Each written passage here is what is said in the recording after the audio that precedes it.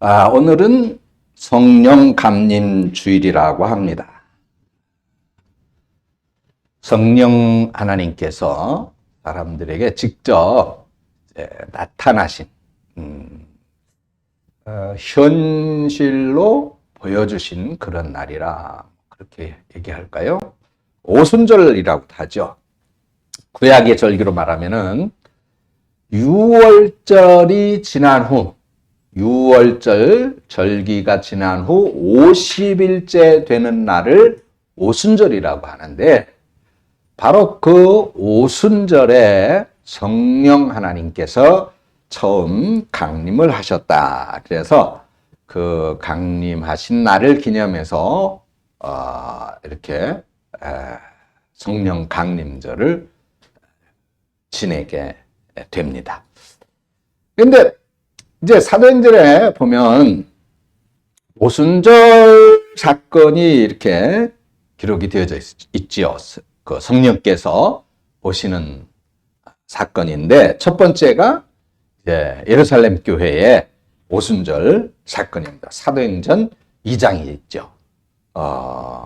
그들이 마가의 다락방에 모여서 기도하고 있었는데 성령 하나님께서 마치 바람이 부는 것처럼 또 불처럼 불의 혀가 갈라지는 것처럼 그렇게 임하셨다라는 기록이 있습니다.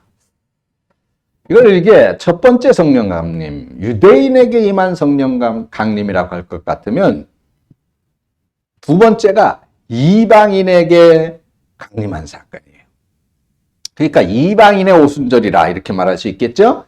사도행전 10장입니다. 이거는 한 가정에 가족들에게 임했는데 로마 백부장인 고넬료의 가정에 성령이 오셨습니다. 베드로의 설교 말씀을 듣는 중에 성령이 오셨죠. 이 사건은 아주 중요한 의미가 있는데 이 성령 하나님이 유대인에게만 오시는 것이 아니라 이방인에게도 똑같이 임하신다 하는 것을 우리에게 보여주는 아주 중요한 사건입니다. 그리고 세 번째가 바로 오늘 본문의 사건이에요. 에베소 교회에 임한 오순절 사건입니다. 바로 오늘 본문 사도행전 19장이죠. 이 당시 거기에 모여있는 에베소 교회에 모여있는 성도들이 한 12사람쯤 되고 있었는데 근데 이 사람들은 성경을 잘 모르고 있었어요. 그래서 세례 요한에게 세례를 받은 그것을 자신들이 세례 받은 것이다 라고 그렇게 생각하고 있었습니다. 그런데 그 사람들한테 사도 바울이 이제 받은 바른 믿음의 진리를 가르쳐 주셨죠. 그러면서 주님의 이름으로 세례 요한의 세례가 아니라 주님의 이름으로 세례를 베풀었는데 그때 성령께서 임재하신 사건, 그것이 바로 오늘 본문의 말씀입니다. 이 사건은 사도 바울이 제 3차 전도 여행 때 그때 일어난 사건이었던 것이죠. 제 3차 전도 여행 중에 이제 사도 바울이 에베소 교회에 들렸는데 전에도 물론 사도 바울이 에베소 교회에 들은 적이 있어요. 2차 전도 여행 때 왔었습니다. 이 사도 바울은 이렇게 이제 에베소 교회에 와서 에베소 교회에게 교인들에게 성도들에게 두 가지를 물었죠. 첫 번째는 오늘 본문에 보니까 너희가 믿을 때에 성령을 받았느냐? 너희가 믿을 때에 성령을 받았느냐? 근데 의외의 대답이 나왔어요. 우리는 성령이라는 이름은 또 성령 하나님이라고 하는 이름은 들어본 적도 없습니다. 성령 하나님이 계시는 줄도 모릅니다. 그렇게 말을 하는 거예요. 그래서 사도 바울이 두 번째 물었어요. 그러면 너희들이 세례는 받았느냐? 그러니까 세례는 받았습니다. 어떤 세례를 받았느냐? 요한의 세례라는 거예요. 세례 요한이 베풀었던 세례. 그래서 그 세례는 주님께서 오실 것이니 회개하고 주님을 맞을 것을 준비하라고, 회개하라고 베풀었던 세례고, 이제는 그 세례가 의미했었던 예수님이 오셨으니 예수님의 이름으로 세례를 받으라고, 그러면서 예수님의 이름으로 세례를 베풀어 줬습니다. 그랬더니 그때 바로 예루살렘 교회에 임했던 성령처럼, 또 고넬료의 가정에 임했던 성령처럼 이 에베소 교회 성도들에게도 성령이 임하셨다는 것입니다. 자, 오늘 우리는 이 에베소 교회에 임하신 성령님의 임재 사건을 살펴보면서 우리에게도 성령 하나님께서 반드시 역사하실 줄 믿습니다. 네. 자, 사도 바울이 에베소 교회 성도들을 만나 그들을 만나보자 다짜고짜 성령을 받았느냐, 이거부터 물었어요. 너희가 성령을 받았느냐? 왜 에베소 교회 성도들을 만나자마자 다짜고짜로 성령을 받았느냐라고 물었을까요? 그죠? 이거 중요하기 때문입니다. 우리가 어떤 중대한 요건 또는 중대한 사건이 있어서 사람을 만나게 되면 먼저 중요한 그것부터 물어보고, 어떻게 된 거야? 어떻게 됐어? 무슨 일이야? 그거부터 묻죠. 그죠? 이런저런 얘기하다가, 정치 얘기하다가, 경제 얘기하다가, 이웃 사람 얘기도 하고, 친구 얘기도 하다가, 야, 그런데 어떻게 됐어? 뭐 이렇게 묻는 사람은 없을 거예요. 중요한 관심사, 중요한 것, 우리 성도들에게 중요한 것이 바로 이 성령을 받았느냐라고 하는 것이었기 때문에 물었습니다.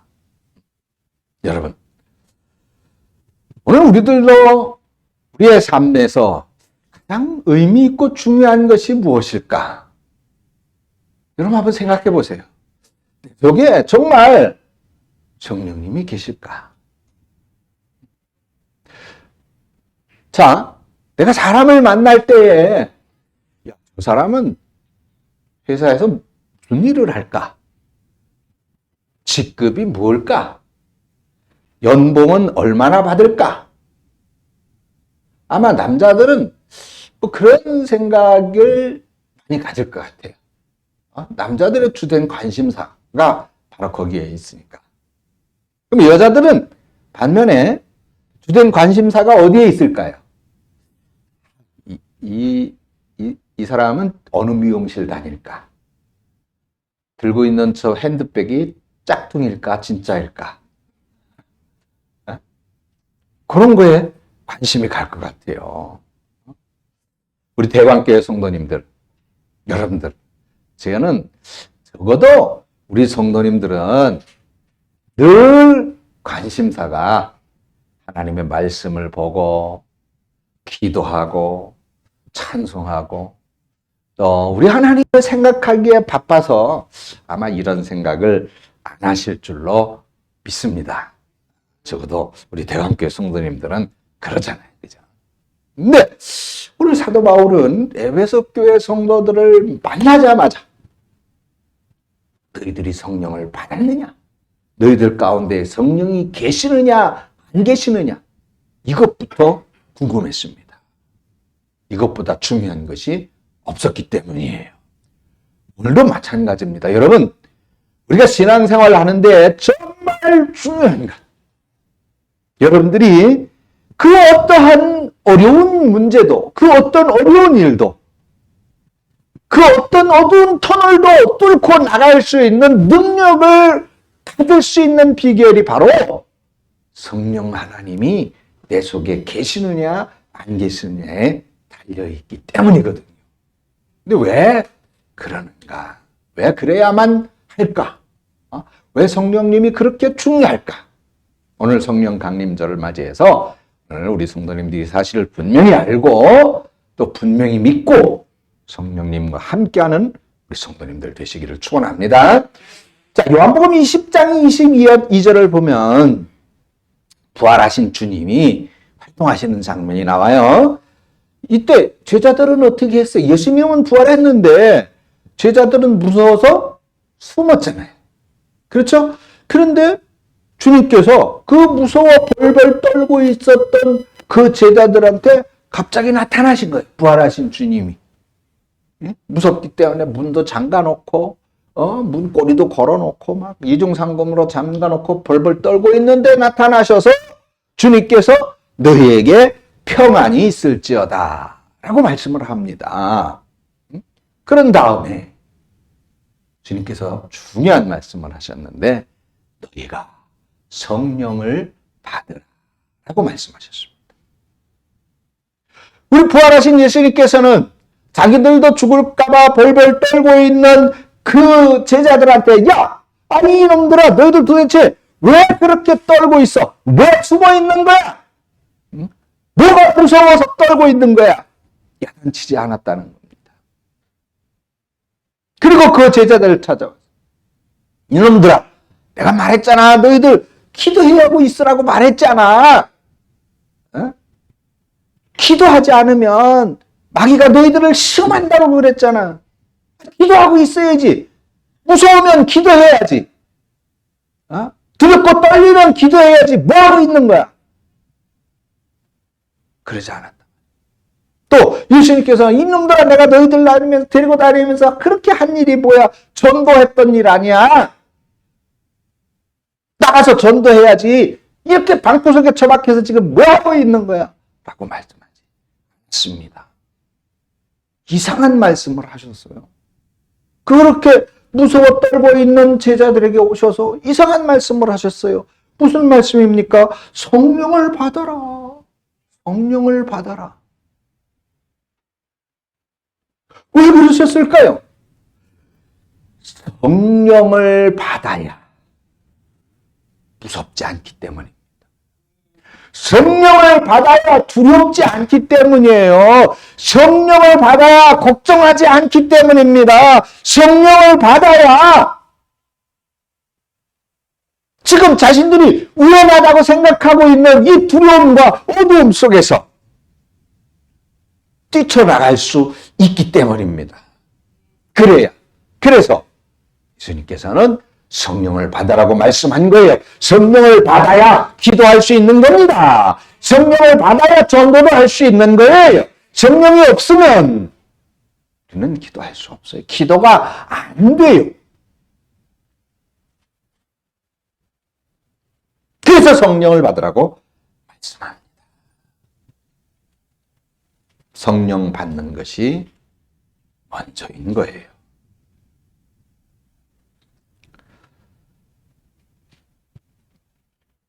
되게 이제 술 좋아하시는 분들이 많죠.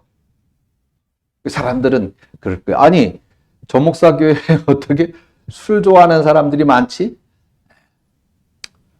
뭐 저는 술을 그렇게 반드시 끊어야 된다 라고는 말하지 않았습니다.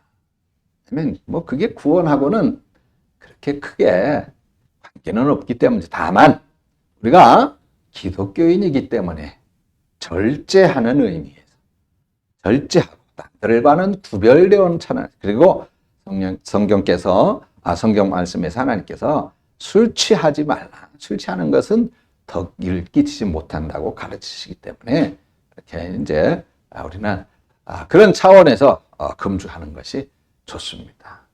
술도 줄이고 또 더 나아가서는 뭐 안 마시면 더 좋을 수 있겠죠. 자, 그래서 어떤 그 성도님 가정에 이 남편이 이렇게 막 술을 좀 안 마셨으면 좋겠는데 너무 술을 좋아하는 거예요. 그래서 안 되겠다 해가지고 40일 작정 기도를 시작했습니다. 하나님, 내가 남편 술 때문에 기도합니다. 내가 40일을 작정을 하고 내가 하나님 술 끊게 해주시기를 위해서 내가 기도하겠습니다.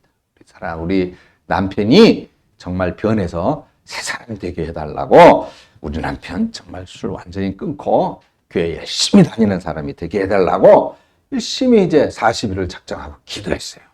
정말 죽으라 살아 기도했어요. 죽을 똥살똥 기도했어요. 그렇게 일주일이 지나고 2주일이 지납니다. 남편은 여전히 매일 술에 젖어 있는 거예요.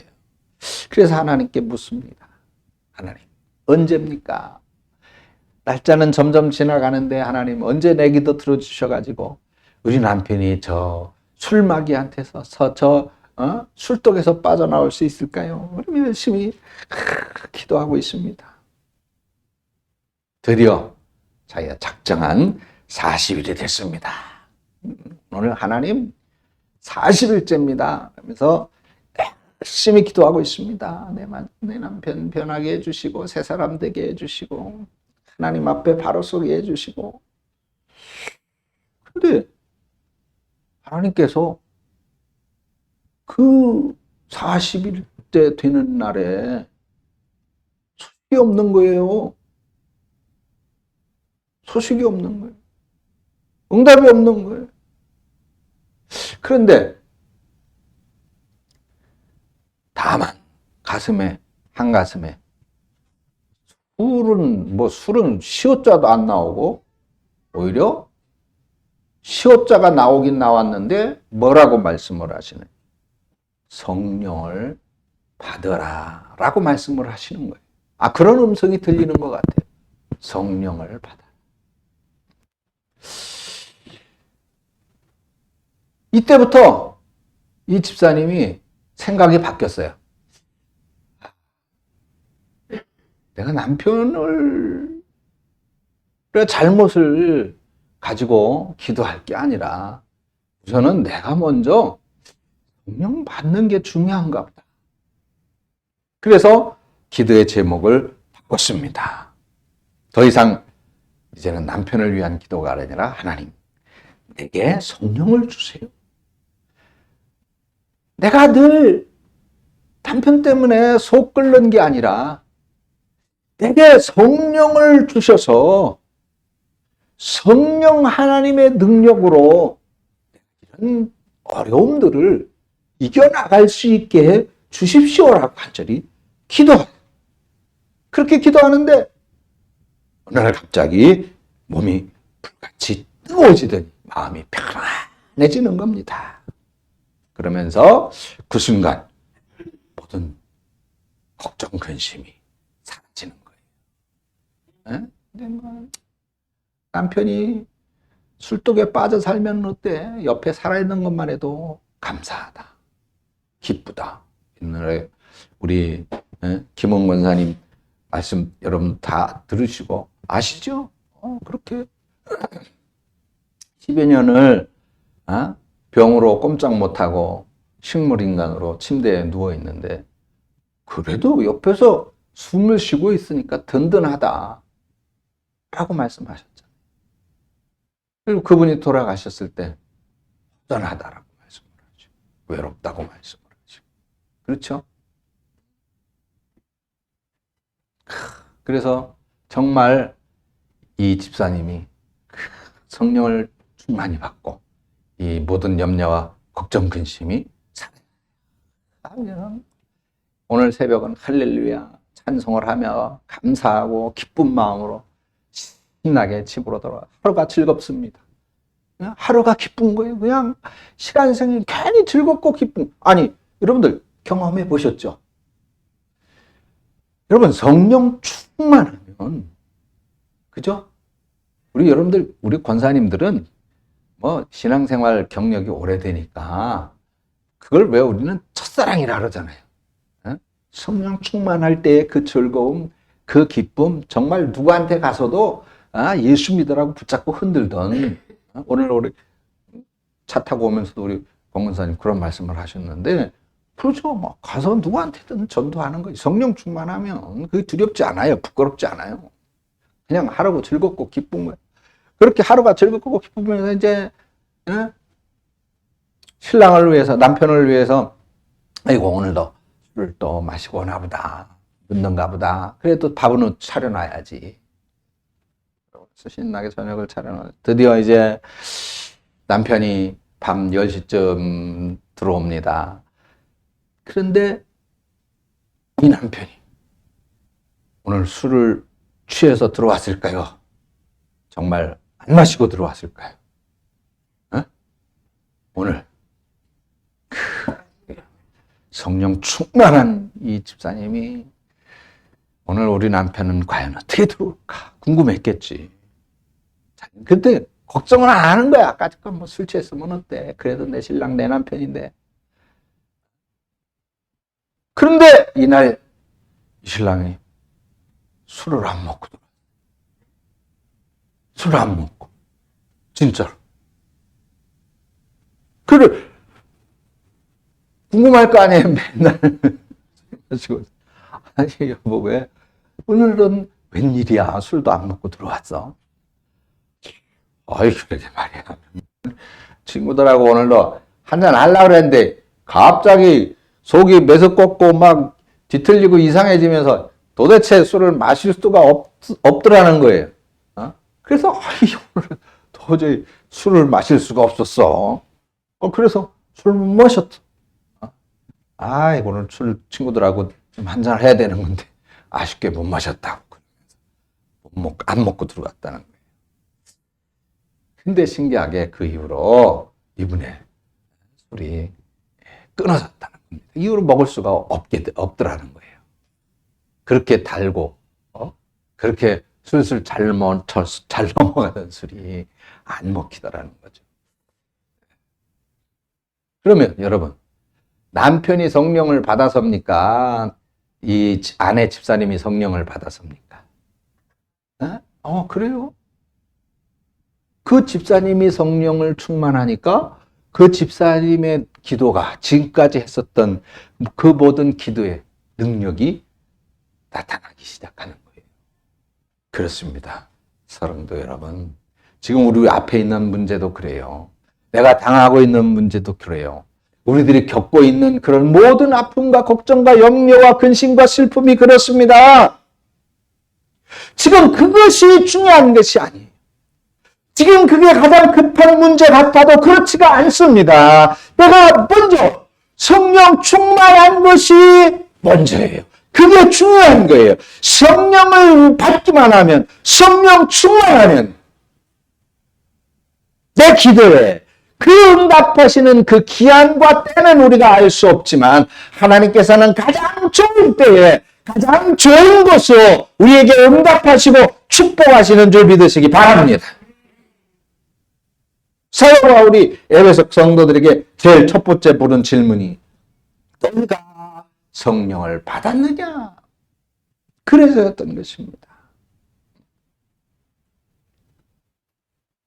자, 성령을 받으면 자, 오늘 본문에 보니까 이제 그 세례가 세 가지 종류의 세례가 나오죠. 그 첫 번째가 세례 요한의 세례. 그죠? 이걸 우리가 이제 소위 물 세례라고 합니다. 3절을 보세요. 바울이 이르되 그러면 너희가 무슨 세례를 받았느냐? 대답하되 요한의 세례니라 그랬어요. 이걸 물 세례라 그래요. 두 번째 세례는 예수님의 세례인데 예수님의 이름으로 받는 세례. 요거 이제 중생, 거듭남. 우리 신학에서는 그렇게 표현을 합니다. 5절이에요. 그들이 듣고 주 예수 이름으로 어떻게 했어요? 다시 세례를 받았다. 그렇게 말씀을 하고 있죠? 거듭남, 중생의 세례입니다. 자, 세 번째 세례인데 오늘 6절이에요. 바울이 그들에게 안수함에 성령이 그들에게 임하심으로. 그래서 요거를 소위 말해서 성령 세례라고 하죠. 성령을 경험하는 거. 성령을 체험하는 거. 요거를 성령 세례라고 합니다. 그러니까 성령이 그들에게 임하심으로 뭐를 했다 그랬어요? 은사가 나타났죠? 방언도 하고 예언도 했다. 자, 그러면 이 세례가 이렇게 세 번으로 나뉘어지고 각각 다른 것인가 하는 것에 이제 문제가 있겠죠. 요거는 이제 신학적인 문제인데 자, 이걸 이제 신학적 논란이 되는 그래서 이런 문제 때문에 이제 오순절 순복음교회가 생기는 거, 정통 보수 장로교회가 생기는 거 그런 것입니다. 그러면 오순절 교회에서는 그러니까 오순절 계통의 교회 우리 장로 계통이 아니고, 그러니까 진보주의적 계통의 교회겠죠. 거기서는 이 물 세례와 그 다음에 성령 세례는 동시가 아니라 다르게 주어진다라고 봅니다. 그래서 우리가 지난 그 부활절 때 우리 우리 성도님들 세례 받았잖아요. 그걸 이제 물 세례 또는 중생 거듭남의 세례라고 말을 합니다. 그런데 그 세례만 받고 끝나는 것이 아니라 반드시 성령을 통해서 성령 세례를 받아야 된다는 것이죠. 그래야 오순절 계통에서는 완전히 거듭난 사람이 되는 것이다. 완전히 중생한 사람이 되는 것이다. 새로 태어난 사람이 되는 것이다. 그래야 은사가 나타난다는 것입니다. 그런데 우리 장로교회에서는 그렇지 않다. 동시적으로 봅니다. 동시적으로. 즉 무슨 말이냐. 우리 부활절날 우리 형제님들은 세례를 받았듯이 그렇게 세례를 받을 때 성부, 성자, 성령 하나님의 삼위일체 하나님의 이름으로 세례를 받잖아요. 그죠? 그때 그 순간 물 세례를 한 그 순간에 하나님도 예수님도 성령님도 그 순간 우리 가운데 임하시는 것이다 라고 하는 것입니다. 그래서 제가 성령 세례를 베풀기 전에 개인적으로 만나서 반드시 물어요. 당신이 하나님을 믿습니까? 우리 김승만 성도님도 우리 이성남 형제도 제가 개인적으로 만나서 반드시 물었잖아요. 하나님을 믿습니까? 예수님을 믿습니까? 믿는다. 분명히 대답을 하기에, 고백하기에 세례를 줄 수가 있는 것입니다. 자, 그렇다면 이렇게 한 번 세례할 때에 하나님의 이름 성부, 예수님의 이름 성자, 그리고 성령님의 이름 성령, 이렇게 삼위일체 하나님의 이름으로 세례를 베푸니까 그 순간에 세 분의 하나님이 우리 속에 내주하신다라고 우리는 믿는 것입니다. 그러니까 이미 저나 여러분들은 성령으로 세례를 받은 거예요. 이제 우리는 성령님이 우리 안에 계신다 말이죠. 그래서 우리가 하나님을 믿는 거예요. 이 성령님이 우리 속에 계시지 않으면 내가 하나님을 믿는다고 고백할 수가 없어요. 성령님이 우리 속에 계시지 않으면 우리가 교회에 나올 수가 없어요. 교회 가는 게 싫어져요. 기도하는 게 싫어져요. 찬송하는 게 싫어지는 겁니다. 예배 드리는 게 지루해져요. 성령님이 계셔야만. 아니 목사님 설교 시작한 지 몇 분도 안 됐는데 벌써 30분이 지났어? 이렇게 되는 거예요. 동시적으로 일어난다고 본다. 우리 장로교회는. 그러면 성령 세례는 뭐고 성령 충만은 뭐냐? 우리 장로교회에서 볼 때는 같은 말이다. 이렇게 보는 것입니다. 성령은 우리 속에 계시. 그래서 우리가 이제 신앙인으로서의 삶을 살아가게 되는 거예요. 근데 더 중요한 것이 있어요. 성령 세례를 받음으로써 성령이 우리 안에 계시는데 이제 중요한 것은 성령님이 그러면 나를 이끌어가게 해야 되는 거예요. 성령님이 나를 이기게 만들어야 돼. 내가 성령님을 이기면 안 돼요. 내가 하고 싶은 대로 하려고 성령님을 찾고 아니에요. 성령님 그런 말 마세요. 나는 그건 나는 싫어요. 내 고집대로 하려고 하는 건 내가 이기는 거예요. 성령님이 하는 게 아니에요. 근데 내 속에서 기도해야 돼. 말씀 좀 봐야 돼. 예배 가는 걸 즐거워해야 돼. 찬송해야 돼. 지금 바쁘지만 지금 잠깐이라도 주님의 이름을 부르고 기도해야 돼. 내 마음속에서 성령님은 계속 말씀해 주고 계세요.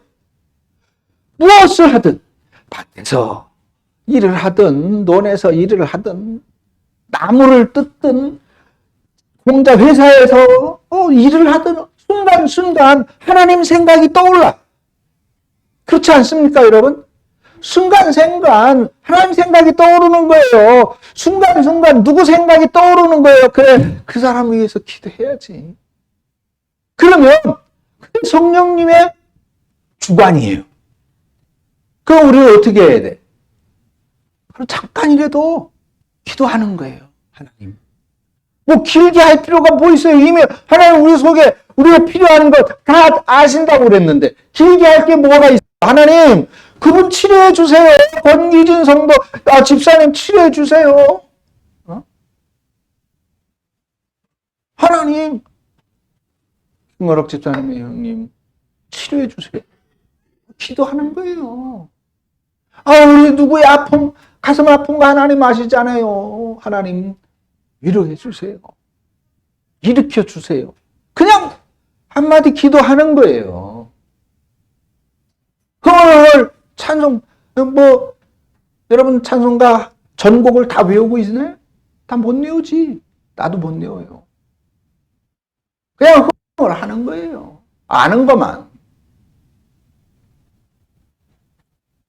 중요한 것은 말씀드립니다. 자꾸 내가 성령님을 이기면 우리의 신앙은 실패하는 거예요. 내 속에 계신 성령님이 이끄는 대로 따르고 순종하는 것이 그것이 성령 충만입니다. 그것이 성령 세례예요. 그래야 능력이 나타나는 것입니다. 그래서 에베소 교회 성도들은 그것이 없었던 거예요. 도대체 성령에 이끌리는 삶이 없었던 거예요. 그 바울이 이상했던 겁니다. 야, 너희들 성령을 받았느냐? 그래서 그들에게 성령 충만을 받으라고 했던 것입니다. 성령 받은 사람, 성령 충만을 받은 사람, 그런 사람에게는 어떤 현상이 나타나느냐? 능력이 나타난다. 능력이 나타난다. 어떤 능력이 나타날까요? 여러분, 능력. 그래, 사도 바울은 죽은 사람도 살렸어. 능력. 그래, 베드로는 앉은 병자도 일으켰어. 성전 미문에 앉은 병자도 일으켜가지고 주 예수의 이름으로 일어나 걸으라 하니까 평생 성전 미문에 앉은 병으로 앉았던 사람이 벌떡 일어나서 뛰고 찬송하며 돌아다녀. 여러분, 물론 능력이죠. 능력이죠. 기도해드리면 모든 병이 낫고 치유되고 능력입니다.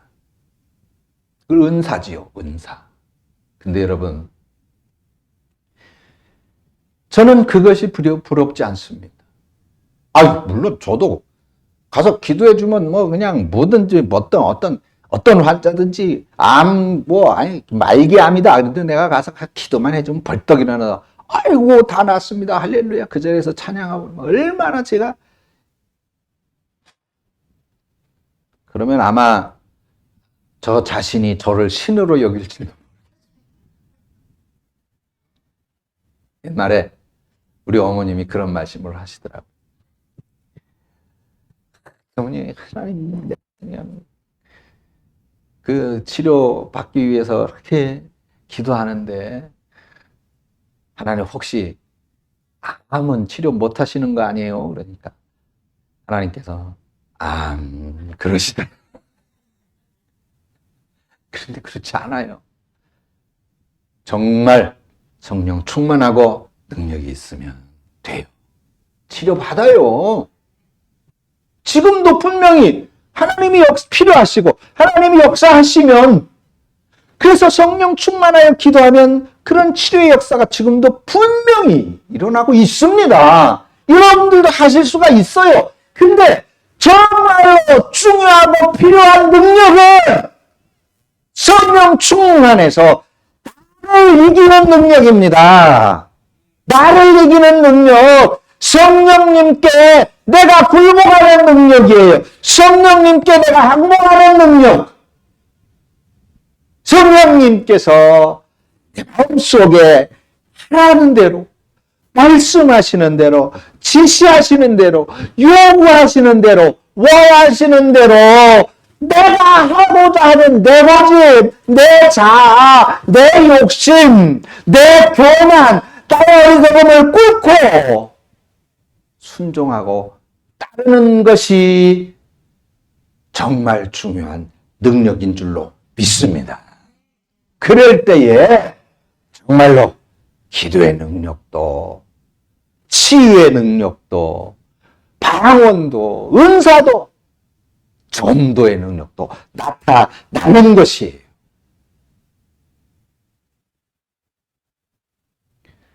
우리의 신앙에는 정말 중요한 어떤 의미에서는 두 가지 축이 있는데, 하나는 체험이라고. 체험, 하나님을 경험하는 것이다 라는 것이죠. 그리고 또 하나는 이 체험을 신학화해요. 이게 말씀에 근거해서 옳은 것인가? 또는 잘못된 것인가? 그걸 바르게 조명을 해야 되겠죠. 신학화하는 것입니다. 그래서 모든 신앙생활에는 체험과 신학화가 중요합니다. 근데 한국 교회에서 우리 권사님들 신앙생활 하신 지 오래되셨으니까 다 아시잖아요. 옛날에는 사실 신학이 뭔지도 몰랐어요. 그렇죠? 성령 충만은 알았어요. 왜요? 한국 교회들이 그걸 강조했으니까. 성령 충만, 성령 운동, 성령 운동, 은사, 방언, 그냥 산속에 데리고 가가지고 그냥 소나무 붙잡고, 저도 그랬잖아요. 우리 권사님 기억나죠? 영광교회 다닐 때 그냥 가서 소나무 뿌리를 뽑아야 성령을 받는데나 그래가지고 저도 산에 올라와서, 우리 권사님도 그때 같이 가셨을 거예요. 붙잡는데 아이고 소나무 너무 커, 이거 뽑히겠어, 좀 작은 걸로 골라보자. 근데 이것도 아이고 단단히 박혀 있어. 그래가지고 나는 선택한 게 칡롱쿨 줄기. 이거 가늘잖아요. 붙잡고 흔들면 뜯겨져 내려오겠지. 근데 그래도 또 그게 정말 우리 신앙생활의 추억이 돼요. 그죠? 기억이 돼요. 그때 신앙생활 정말 얼마나 뜨거웠습니까? 그런데 그게 신학화되어지지 못하니까 한국교회에 지금 이단이 가장 많아요. 그렇죠? 이단. 신천지, 여러분 난리 났었던 대구 거기에 한참 난리 났었던 그분들은 신앙생활을 열심히 하잖아요. 정말 뜨겁지. 전도 열심히 하시고, 그분들 얼마나 전도 열심히 하는데요. 정말, 우리 보수 계통의 이 장로교 목사들이 말하면, 우리도 저런 충성스러운 저런 성도들이 있으면 좋겠다, 막 부러울 정도잖아요. 근데 왜 우리하고 다르다고 말을 합니까? 그런 뜨거움은 좋은데, 그런 열심과 충성은 좋은데, 그게 말씀에 기반한 신학화가 되어져 있는 다른 것이냐, 그렇지 않은 것이냐 라고 하는 거죠. 제가 아무리 설교를 유능하게 잘해도 정말 저를 우리 이성랑 형제는 정말 저에게 충성을 다, 정말 좋은 친구인데, 그래서 제 옆에 있는 어떤 사람은 저 새끼의 신은 하나님이 아니라 이형근 목사라고 그럴 정도로.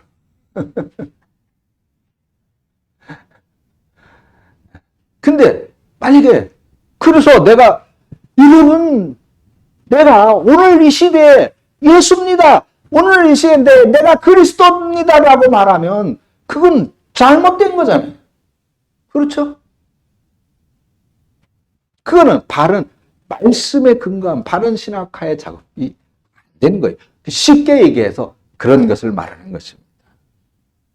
그래서 성경 말씀을 근거로 해서 그 의미를 올바르고 바르게 부여하는 것이 이제 신학화 작업인데, 장로교회는 사실 그러다 보니까 왜 우리는 보수주의라고 그러잖아요. 이 신학화 작업에 좀 치중을 하다 보니까 성령 체험을 오순절 계통의 그런 교회들보다 소홀히 했었던 것은 사실입니다.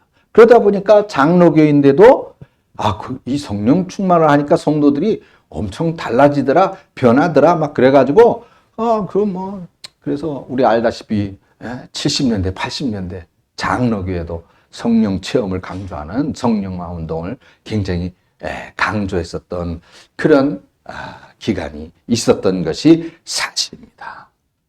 그러면 그거야. 그들은 그들대로, 그들 나름대로의 이제 신앙이고, 또 우리들은 우리들대로의 신앙인데, 천상 여러분들의 목사가 장로교 신학을 했으니, 여러분들은 그러면 이제 보수 계통의 말씀에 근거한 이 성령 충만을 여러분들은 배워야 되는데, 어떻게 그러면 우리가 성령 충만을 해야 되느냐? 성령 충만할 수 있느냐? 자, 아까 말씀드렸습니다. 우리 속에는 이미 성령께서 와 계십니다. 여러분들이 여기 있다는 게 그 증거예요. 여러분들이 지금 설교가 50분이 다 돼가는데도 여러분들이 눈을 말똥말똥 뜨고 나를 쳐다보고 있다는 게 성령의 역사야. 아니 누가 이렇게 길게 설교하는데, 제가 지난주에도 제가 조금 소리를 질러서 설교를 했더니 어떤 분이, 우리 교회 설교 듣는 사람들이 유튜브에 많잖아요. 이제 연락이 왔어요. 지난주에는 조는 분들이 많았나 봅니다. 이렇게 소리를 지르고. 그래서 제가, 나는 조는 성도님이 있을 때는 혹시 잠 깰까봐 살살 말합니다. 그런데 한 분도 안 졸고 있을 때는 정말 중요한 말씀이기 때문에 더 크게 소리를 지를 수밖에 없습니다. 오늘처럼 그렇단 말이에요. 아무튼 여러분, 이게 우리 속에 성령이 계시다는 뭐라고? 증거다. 여러분들의 성령이 계신 것을 믿습니까? 우리 속에 성령님이 계셔요. 그래서 기도해야 되겠다는 생각도 갖는 거예요. 그런 생각이 나는 거예요. 오늘 주일이지, 교회 가야 돼. 그런 생각이 나는 거예요. 근데 문제는 이제 어떻게 해야 된다고요? 그 성령이 나를 정복해야 돼. 나를 지배해야 돼. 내가 성령을 이기면 안 돼. 그러면 어떻게 해야 그렇게 할 수 있느냐? 첫 번째, 성령님을 뭐라고 표현할까요? 여러분, 제가요, 배가 많이 나갔었잖아요. 그죠? 그래가지고, 우리 공건사님이, 목사님, 배 좀 너무 많이 나오는 것 같아요. 배 좀 빼세요. 그래가지고, 제가 병원에 가서 내 배 좀 빼게 해주세요. 약을 달라고 그래가지고, 약을 먹었어요. 그래서 약을 먹었더니, 지금 내가 오늘 아침에 몸무게 재니까, 몇 킬로 나왔게? 76.2kg 나왔어요. 76.2kg. 전에는 몇 킬로였게요? 83.5kg였어요. 많이 뺐죠? 그랬더니 우리 권관사님, 큰일 났네. 우리 목사님 살 너무 빼가지고 안 된다고. 이제 살 좀 더 찌워야 된다고. 자, 근데 제가 그래요, 살 빼려고 약을 이렇게 처방받아서 먹다 보니까 목이 굉장히 마르더라고요. 갈증이 굉장히 심해요. 그러니까 전 같으면 하루에 3번? 그죠? 밥 먹을 때 그렇게 하루에 3번 이렇게 먹지만은, 강대에 있는 물도 어떨 때는 안 먹고 어떨 때는 한 번 정도 이렇게 먹는데, 제가 설교할 때 2-3번 좀 마시잖아요. 한 컵 다 마시고 모자랄 때도 있고. 근데 오늘은 너무 달아. 꿀을 너무 많이 넣었어. 자, 갈증. 따라서 하십시다. 갈증. 갈증. 목마름이라고 할 수 있을 것 같아요. 성령님, 정말 나를 좀 이겨주세요.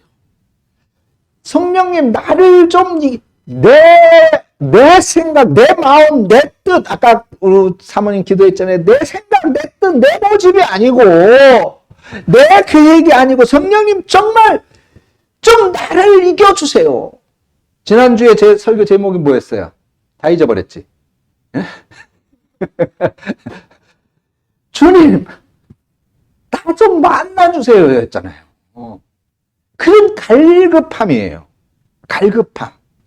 성령님, 나 좀 만나주세요. 성령님, 나 좀 이겨주세요.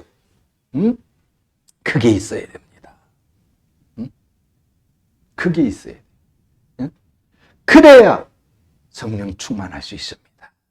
그래야 성령께서 나를 이길 수 있어요. 목마르지 않으면 물을 안 찾아. 그렇죠? 이송남 형제, 아니 목이 안 마른데 물이 필요 없는데 우물을 팔 수가 있어? 팔 필요가 없겠지. 목이 마르니까 우물을 파는 거예요. 목이 마르니까 생수를 사는 거지. 그리고 두 번째, 기도해야 됩니다. 하나님께 구해야 돼요. 누가복음 11장 9절부터 13절의 말씀입니다. 누가복음 11장 9절부터 13절 제목만 적어 놓으시고 나중에 오늘 집에 가서 또 설교 한번 유튜브에서 들으면서 찾아보세요. 여기 말씀해 보니까 내가 또 너희에게 이르노니 구하라 너희에게 주실 것이요 찾으라 그러면 찾을 것이요 문을 두드리라 그리하면 너희에게 열릴 것이니 구하는 이마다 받을 것이요 찾는 이가 찾아낼 것이요 두드리는 이에게 열릴 것이니라. 너희 중에 아버지 된 자로서 누가 아들이 생선을 달라 하는데 생선 대신에 뱀을 주며 알을 달라 하는데 전갈을 주겠느냐. 너희가 악할지라도 좋은 것을 자식에게 줄 알거든. 하물며 너희 하늘 아버지께 구하는 자에게 성령을 주시지 않겠느냐. 아멘. 하늘 아버지께 구하는 자에게 아버지께서 성령을 주시지 않겠느냐. 구하여야 된다. 성령 충만케 하옵소서. 하나님 나를 이겨주시옵소서. 성령께서 내 속에서 나를 이겨주시옵소서. 기도해야 된다. 마지막으로 이제 기도하면 확신해야 돼요. 확신해야 돼. 믿어야 된다 그 말입니다. 확신하고 믿어야 돼요. 여러분 기독교 2000년 역사에서 가장 중요한 회복의 사건이 있었어요. 하나는 말씀 회복 사건인데 16세기 종교개혁을 통해서 하나님의 말씀을 찾은 사건이죠.